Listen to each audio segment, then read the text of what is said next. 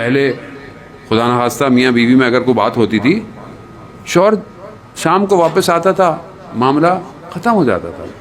اب جب سے یہ سستا دور آ گیا کال کرنے کا، اب یہاں ذرا سی بات ہوتی نہیں ہے، دنیا میں پھیل جاتی ہے. ہر کوئی مشورے دے رہا ہے، تمہارے شوہر نے یہ کیا ہوگا، وہ کیا ہوگا، ساس کا کام ہوگا، نند کا کام ہوگا. یہ سب کیا ہے؟ یہ میڈیا ہے.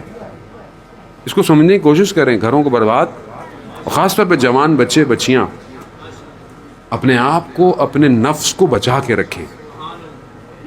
کتنے لوگ میسج کرتے ہیں، میں جوانوں کی بات کر رہا ہوں، جوان بچیاں بھی میسج کرتی ہیں، جوان لڑکے بھی میسج کرتے ہیں کہ ہمیں عشق ہو گیا ہے، ہمیں محبت ہو گئی ہے مولانا، ہم سے رہا نہیں جاتا، ہمیں راتوں کو جاگ جاگ کر کوئی عمل بتائیں، کچھ چیزیں بتائیں. عزیزان محترم، یہ کھوکھلے راستے ہیں، یہ حقیقت نہیں ہے.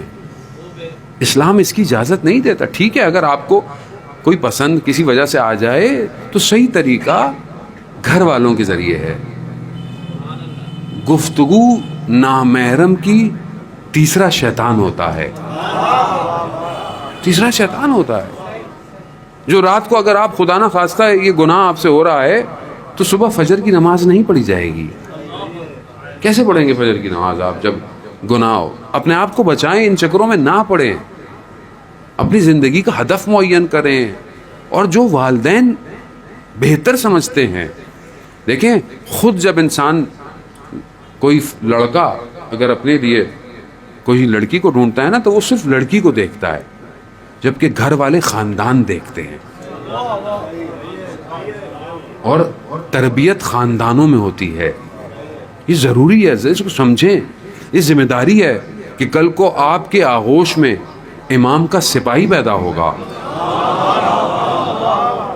تو آپ اپنے آنے والی اولاد کے لیے ایک صالح ماں ڈھونڈیں، نہ صرف ایک تصویر کہ انسان اس پر دیکھے. اور اس لیے مولا کائنات ارشاد فرماتے ہیں نا کہ اللہم صلی علی محمد، امام ارشاد فرما اللہم صلی علی محمد.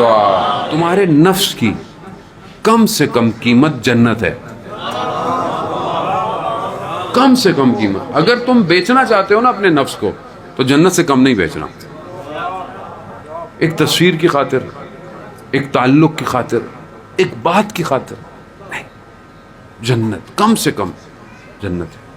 اور جنت میں سب سے اونچا مقام اصحاب امام حسین کا ہے. جنت کی نعمتیں تمنا کریں گی کہ یہ ایک نگاہ ہمیں دیکھ لیں، مگر نہیں دیکھیں گے. کیوں؟ کیونکہ ان کی جنت حسین ہے، ان کی جنت حسین ہے.